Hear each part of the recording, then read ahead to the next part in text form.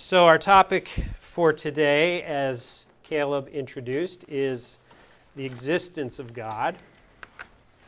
And really, wow, we could spend a whole course on this subject. In fact, most of these topics we could spend a lot more time talking about. And that's probably going to be one of our challenges, is to fit it all in.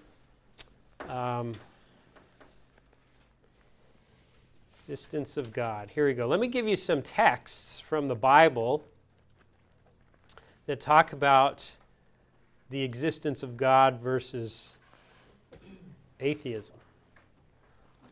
Okay, the existence of God. Remember this text? Psalm 14:1. The fool has said in his heart, there is no God. They are corrupt. They have committed abominable deeds. There is no one who does good. Now, I think we're going to have opportunity to observe this connection between the denial of God and morality. It's a very interesting connection. Psalm 10, the wicked in the haughtiness of his countenance does not seek him. All his thoughts are, there is no God. Why? Well, in the haughtiness of his countenance, but it also, you have to say that the wicked to carry on in your wickedness, right? Because if you say there is a God and carry on in this kind of lifestyle, you can't live with yourself. And of course, our text we keep coming back to in this course, Romans 1:20, etc., following. For even though they knew God, they did not honor him as God or give thanks. But they became futile in their speculations, and their foolish heart was darkened. They exchanged the truth of God for a lie and worshipped and served the creature rather than the Creator, who is blessed forever. So we know the Bible does not try to bring forth arguments for the existence of God. How does the Bible begin? In the beginning, God, right.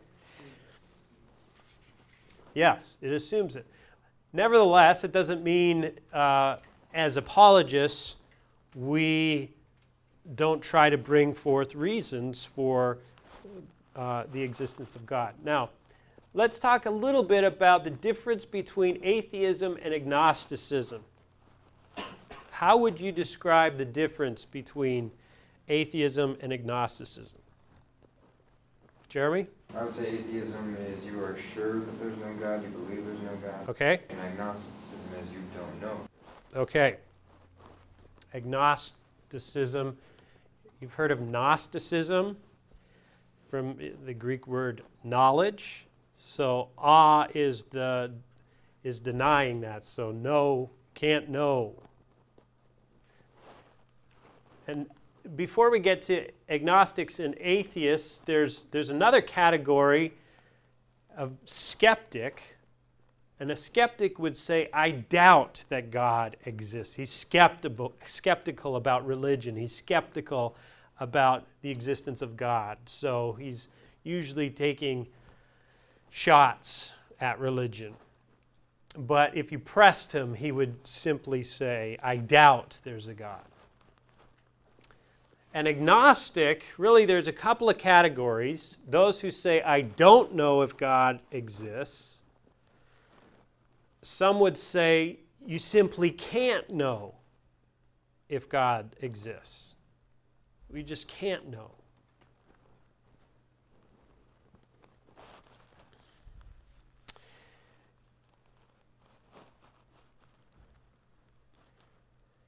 And then the atheists, as Jeremy said, would say, I know that God doesn't exist.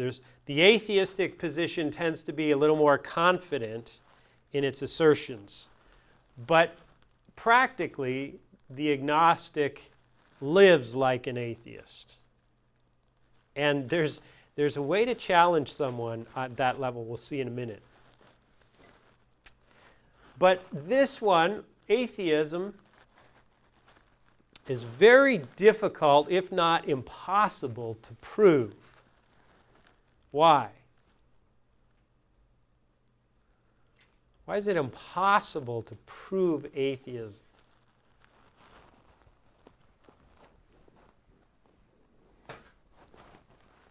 That means that you have knowledge of everything. Right. Yeah. You can't say there's nowhere in the universe any opposite. Right. It would require omniscience. It's very difficult to prove a negative for that reason, because it might just simply lie outside your knowledge base. Okay, and there's a good illustration talking with atheists. Okay, here's a good illustration. The illustration points to the Library of Congress in Washington, D.C. You wouldn't have to use the Library of Congress, but that's a good example. Contains over 70 million items, books, magazines, journals, many written by scholars, specialists in various academic fields. Okay, so you point this out to the atheist, and then you say, what percentage of the collective knowledge recorded in the volumes of this library would you say are within your own pool of knowledge and experience? Atheists probably respond, I don't know, I guess a fraction of 1%. Then ask, do you think it is logically possible that God may exist in the 99.9% that is outside your pool of knowledge and experience? Even if the atheist refuses to admit the possibility, you have made your point and he or she knows it. So that's a good illustration to use for someone who claims to be an atheist. Now, agnostics are usually unwilling to go that far, either for this reason, they know it's just too extreme, or sometimes agnostics are willing to say that there is some value in religion. It promotes ethics or something along those lines. Okay, one other story here is, this one is from Norman Geisler. In his book, I Don't Have Enough Faith to Be an Atheist. Great title. And he speaks of an encounter he had going door to door using evangelism explosion. Are you all familiar with evangelism explosion?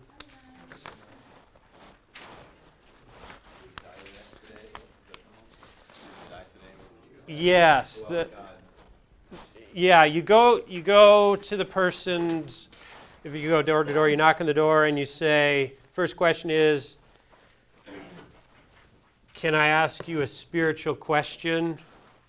And the second question is, if you were to die tonight and stand before God and God were to ask you, why should I let you into my heaven, what would you say? That's the basic approach of evangelism explosion.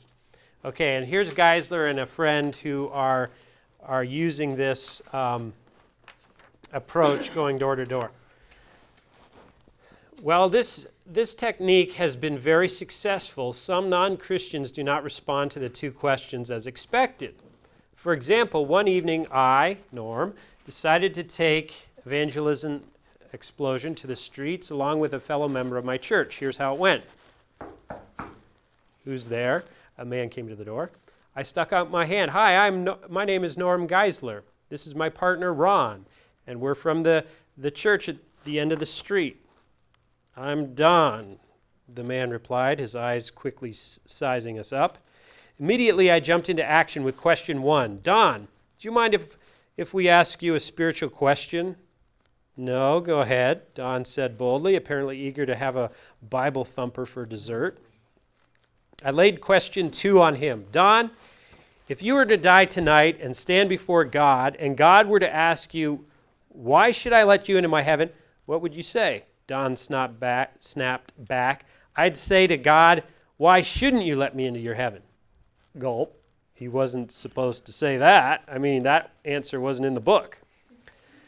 After a split second of panic, I offered a quick prayer and replied, Don, if we knocked on your door seeking to come into your house, and you said to us, why should I let you into my house? And we responded, why shouldn't you let us in? What would you say?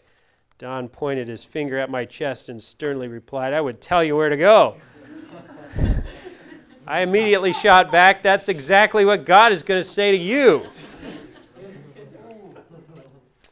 Don looked stunned for a second, but then narrowed his eyes and said, "To tell you the truth, I don't believe in God. I'm an atheist."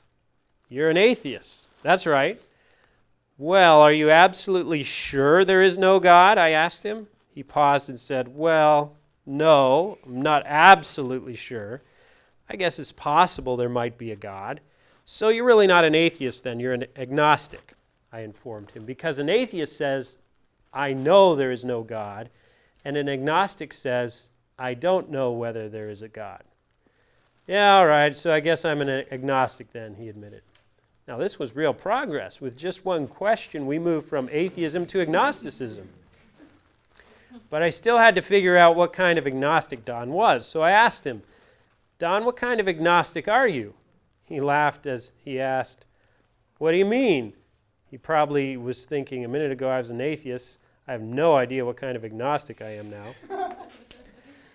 "Well, Don, there are two kinds of agnostics," I explained. "There's the ordinary agnostic who says he doesn't know anything for sure, and then there's the ornery agnostic who says he can't know anything for sure."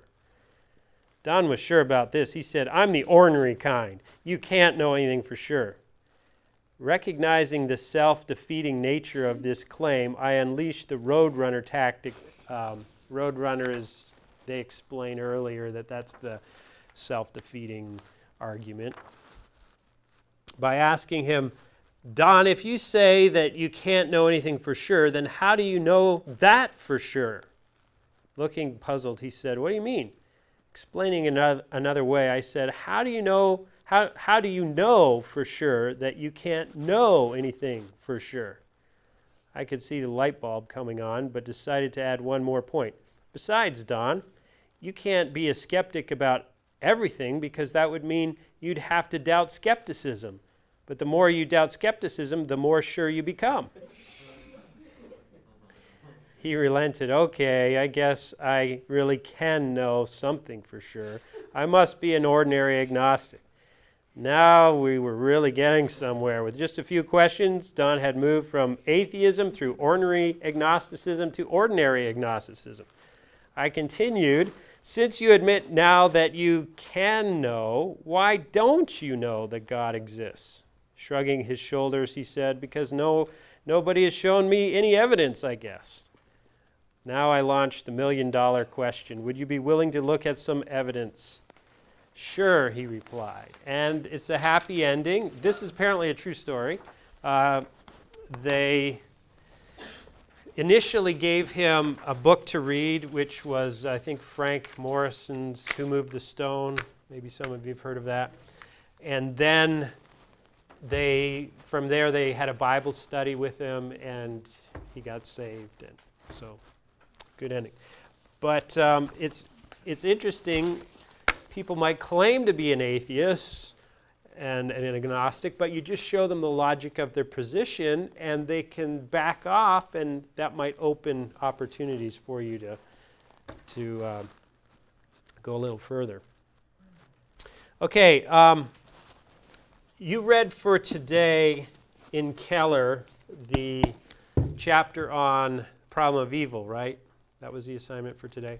We're not going to discuss that today because we're going to have a couple of classes on that. That's a big issue when dealing with this question of the existence of God. That's one of the biggest objections. So you read Keller for today. Keller also has a chapter that you didn't have to read for today. You'll get to in due course, but it's in part 2, chapter 8, The Clues of God. And that is where he puts together a number of the arguments for God's existence, but he doesn't put them as proofs. He presents them as clues.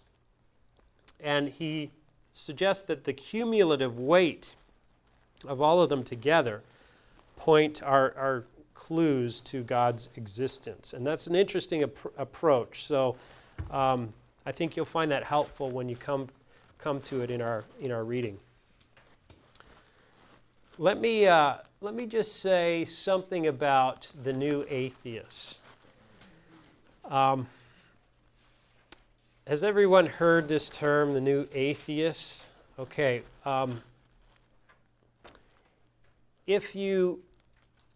Atheism isn't new, obviously.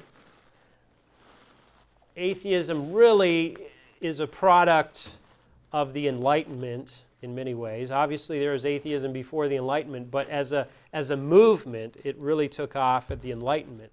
But there was sort of a different tone to the older atheists. Okay, so the newer atheists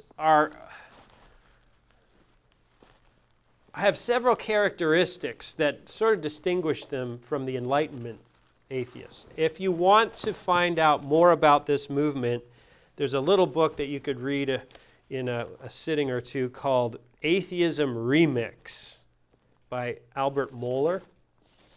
The subtitle is A Christian Confronts the New Atheist. Now, this isn't a refutation of the new atheists. It's basically a description of what they're all about and the characteristics of the movement. So if you want to understand what they're saying, you should read them directly, but if you want a little summary, here it is.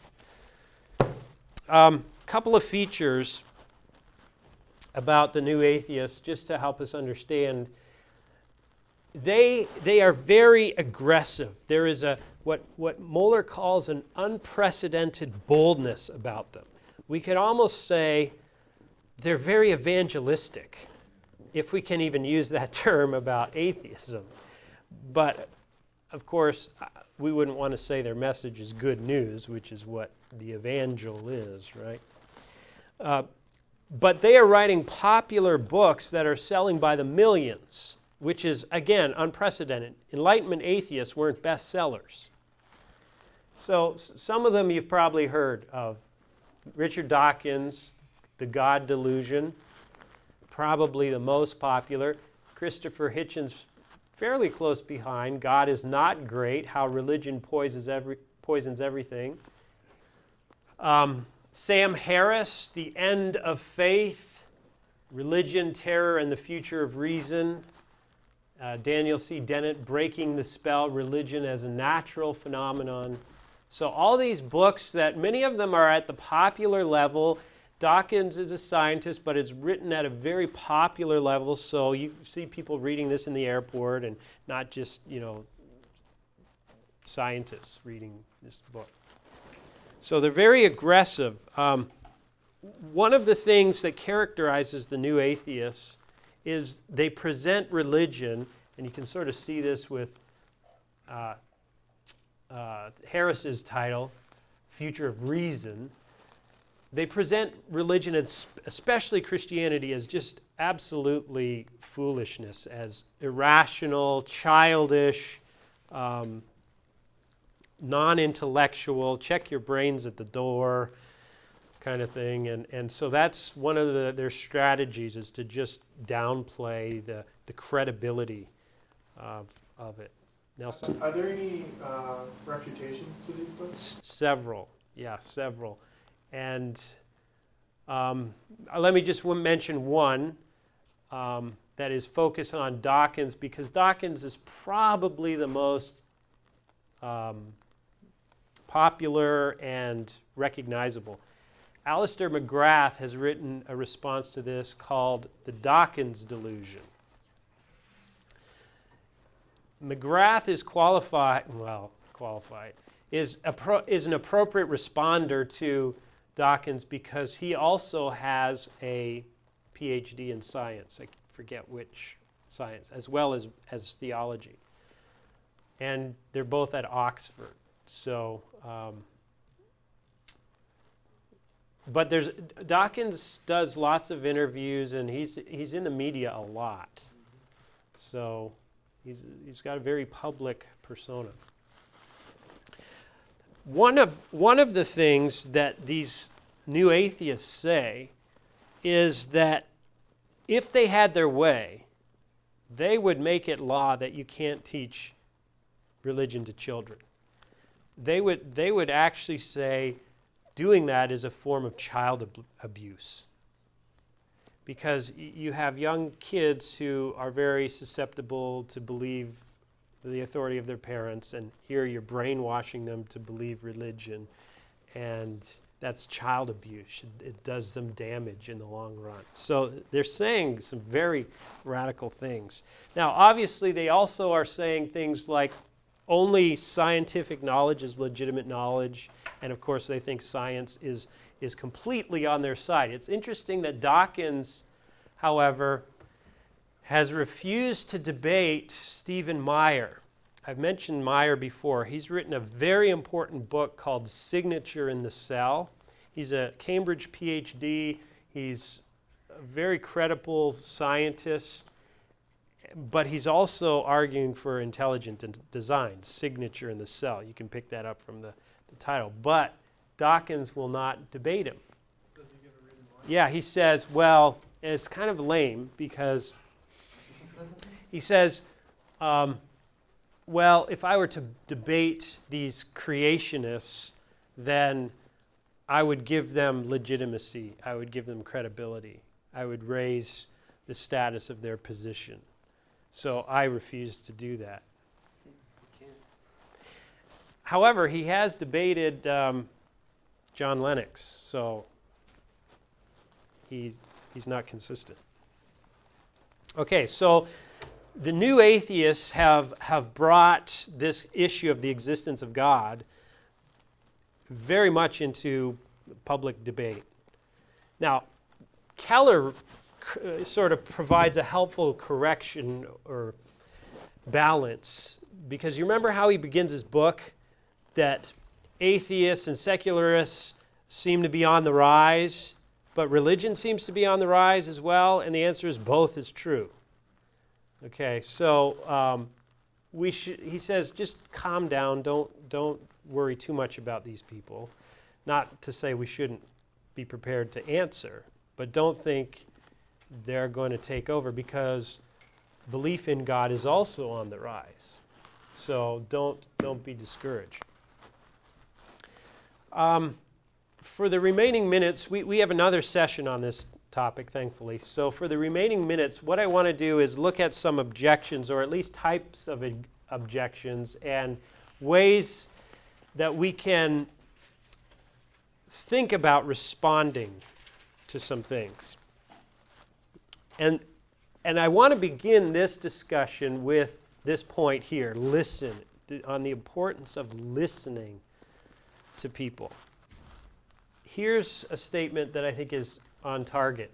Listening is an indispensable prerequisite to apologetics if we are to discover and understand the true causes of doubt.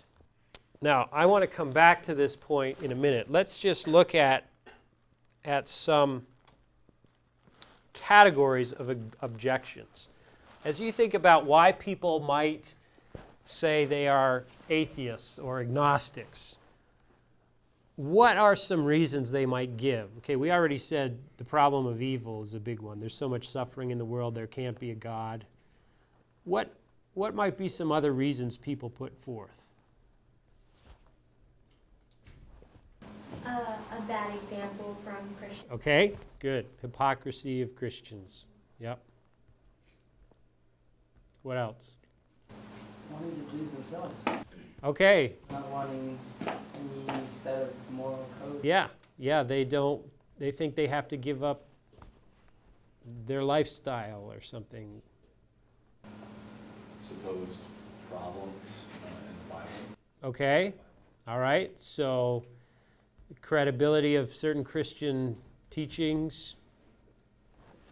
Let me give you a couple categories here.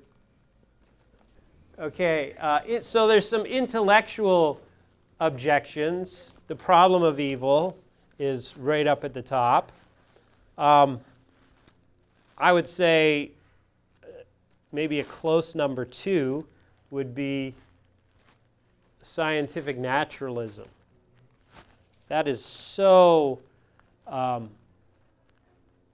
just ingrained in our educational system that people just think of it as axiomatic. Even though, if you take a popular survey, most Americans still say they believe in a creator, which really disturbs the new atheists. They don't like that at all. It's one of the reasons why they write popular level books, to try and change that general perception among the populace. As Adam mentioned, maybe problems with the Bible or certain doctrines, so we could put those intellectual objections. Emotional objections might be another category. For example, Christian exclusivism. That's an emotional objection because people say that doesn't seem fair. That's not right. And of course, in our postmodern climate, this is the unpardonable sin, exclusivism. Ana Lucia? I'm just wondering, like, why, if we believe in a God, what is that to them? Why so much? You know, we don't ever see people attacking Islam or Hinduism. They kind of just leave them alone. Why is there so many things to prove that Christianity is wrong, like saying that they found the body of Christ, or like why against? Why the hostility towards Christianity and not the other religions? They never do anything against other people. Yeah, okay, good question. I think the hostility is a proof of its trueness. The same thing goes with the Jews. Why do they hate the Jews? Why is anti-Semitism growing right now? For no good reason. Yeah. For no real valid reason. The same with World War II. It gives validity to this, that there's spiritual forces at work, not just reason. Yeah, I think that's right. I think there's ultimately a spiritual cause to it. There's a spiritual cause to it, and so it makes sense that there would be less opposition to a counterfeit. Jeremy? I don't know if this is biblically accurate, but I would think that would be the religion the devil would want to attack. Yeah. If people are believing in Islam, he's already done his job. Yeah. So he needs to attack Christianity. Yeah, and it is interesting that in the media, political correctness, you can't say anything against these other religions, but if you say something about Christianity, then then prepare to receive accolades and you're wise and insightful and all this kind of stuff. It's politically correct. Yeah. Another example of an emotional objection, hell. Again, how could a loving God send people to hell? That's just incomprehensible. Partly because we just have no concept of the seriousness of sin and the holiness of God. So hell is incomprehensible to us. I think Ana Lucia mentioned hypocrisy. So they will judge Christianity at large by the behavior of some bad examples. And there are plenty of bad examples, unfortunately. Third category, volitional objections. People just don't want to submit to what they perceive as Christian morality. So they don't want to live the Christian life. They feel that infringes on their freedoms or their happiness or something like that. Now, it's remarkable. Remember those texts we started with? How often the denial of the existence of God was tied to moral decay. It's the wicked who's always saying in his heart, there is no God. The fool who said it because they are corrupt, they have committed abominable deeds. There is no one who does good.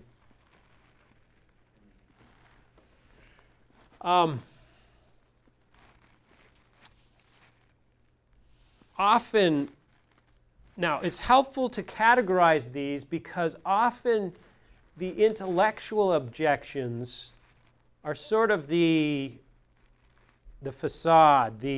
It's not the real objection. The real objection maybe comes here the end of the day, they just don't want to submit to Christ. So that's important as apologists to recognize that for many people, the primary problem is ethical, not intellectual. So if you spend all your time on this, you might not be even touching the main issue. Adam? So that's Dawkins' problem is, I mean, he talks about, in a part of his book, he says, even if this was true, I wouldn't follow a God like this. Even if I would not submit myself to his rules and his authority. It's interesting that at ISI, we had a question and answer with Norman Geisler, and this point came up, that most people, the bottom line is a volitional objection. Most atheists. And the other stuff is window dressing to mask the real issue. Robbie? Where would you put like experiential objections? Lucia mentioned Christian hypocrites, or even people who have been involved in church and felt the emptiness of church done wrong. Right. Probably an emotional objection. Christian hypocrisy, it gives them a bad feeling. Bad church done bad or poorly. Yeah. And they may have a point. But there might be something deeper. There might be something deeper. But it's also then our job to show them that those are bad examples. Okay. When you probe,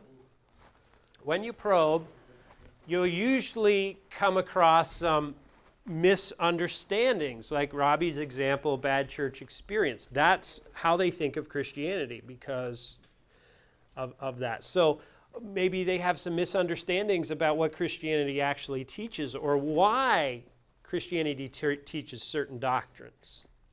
So you might have to, as you ask questions, you might get answers. Okay, I gotta correct some major mischaracterizations of what Christianity really actually is. And that's very helpful because you can be talking like this. If the person has in their mind Christianity talks about a God like this, and you're arguing for the existence of this God, you're not addressing the real issue. Here's an example, like maybe an extreme example, but an example of Dawkins' misunderstanding. The God of the Old Testament is arguably the most unpleasant character in all fiction.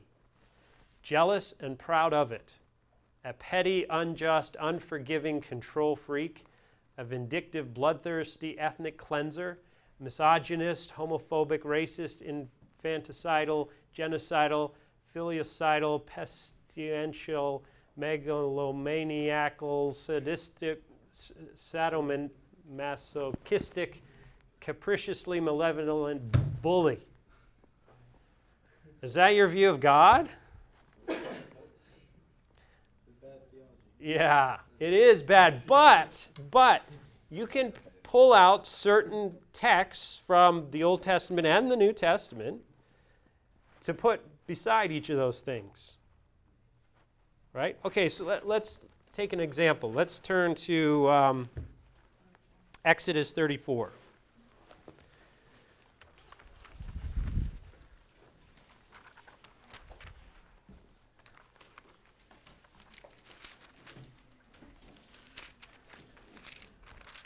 Exodus 34.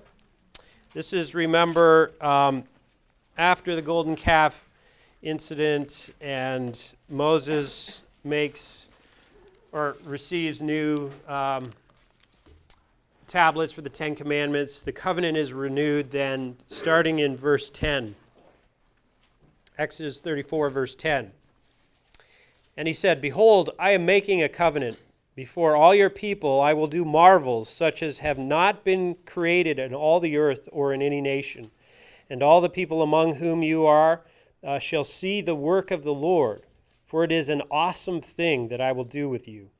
Observe what I command you this day. Behold, I will drive out before you the Amorites, the Canaanites, the Hittites, the Perizzites, the Hivites, and the Jebusites.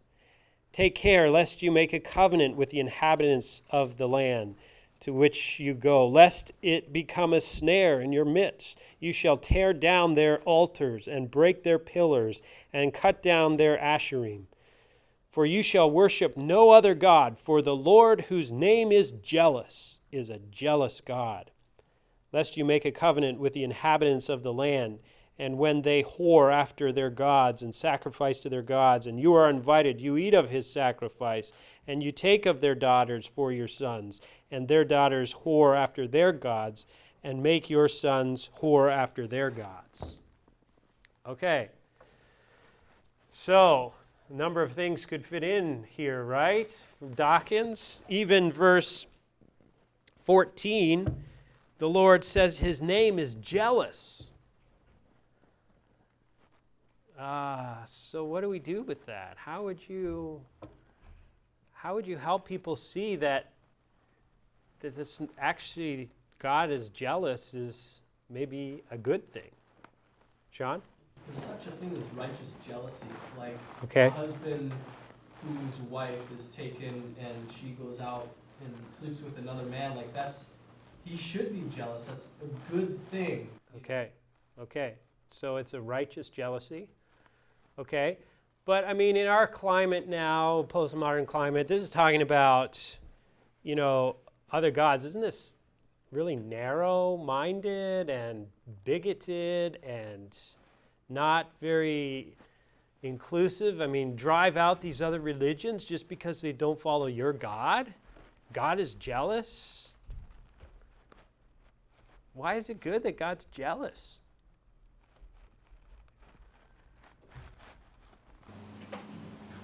If God is the only God, then he should be jealous.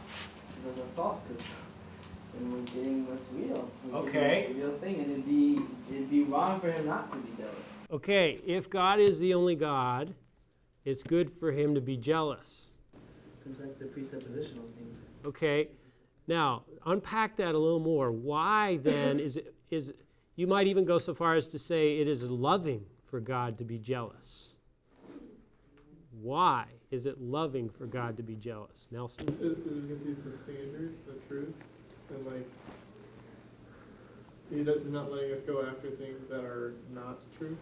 Not true, and not only not true, harmful, destructive. They'll end up destroying our lives if we go after these false things. Anna Lucia. I think the fact that God is jealous proves that he's a relational God and wants a relationship with us. Okay. If he wasn't jealous, it would disprove that he loves us. Okay. Okay. Chris? You going to add something? Yeah, just about how he's interested in taking away the Asherah and all the other idols. There's a lot of that idolatry in here because You're on a good roll. Because, well, I think what we've been saying, I think you were just going to reiterate that. Sean? I think worship of anything else is not the best for us. Yeah. And we see that through, his love is, we see that through his love. Okay. And so from there you can go into the excellencies of God and why it is such a loving thing for God to actually want us to be loyal to him alone. Because it does get into presuppositions here, so you're going to have to deal with that. But the Christian understanding is, and it comes back to what Caleb began with, purpose. Why were we created? Well, the Bible teaches we were created for God's glory, to bring glory to him, to live for his glory. And when we do that, that's when we glorify him, but also that's when we feel the most satisfaction and joy and sense of meaning and purpose and all that kind of thing, because we're living in line for the purpose for which God created us. When we go after these other gods, we're in rebellion against our Maker, and therefore our lives are in constant frustration and misery and angst. Yeah.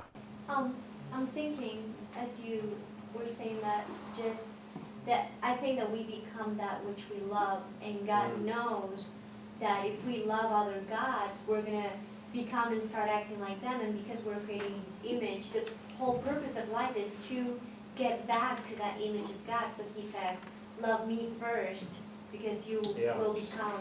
That's very good. That's very good. That's true. 2 Corinthians, 3:18, we all with unveiled face, beholding as in a mirror the glory of the Lord, are being transformed into that same image as we behold the glory of God. That's how we become transformed. So when we're going after other things, looking at other things, it'd be an interesting study to note some of just have a few examples on hand of the characteristics of some of these other gods. They required child sacrifice, all kinds of immorality and other things. Jeremy? I've heard the definition of jealousy is that you don't want someone else to get what they deserve, and God doesn't want us to get what we deserve. Okay, that's mercy, right? Yeah. Good. Okay, so I think each of these things you could walk through and explain. Now, usually people aren't going to give you a whole list like this, but they're going to point out something like jealousy or homophobic or something. Does Dawkins use scripture in his book? Does he? Yeah, but it's usually out of context or, it's not good hermeneutics. Yeah. How are we doing? 5 minutes. Okay. Let me give you a couple of examples of atheistic arguments. The rise of French atheism in the 18th century, the Enlightenment, Voltaire. There's actually a very good book with sort of an unfortunate title. It's, again, Alistair McGrath. It's called The Twilight of Atheism. He wrote that before all the new atheists came out with. So he was writing on the demise of atheism when the new atheism was just coming out. So, but anyway, it does give a very interesting history of the development of the cultural trends that led to atheism and these kinds of things. So it's a very interesting read, helpful read. But people like Voltaire, I think we've talked about this, they weren't necessarily atheists, they were more deists. Okay? They believed there is a God, but he was uninvolved and not the God that Christianity presented. And then there were some real hardcore atheists, nevertheless, that weren't just deists, they were actually atheists. Paul Henri Dietrich d'Holbach, something like that. Here's an example of d'Holbach's some objections. Here's one. How would you respond?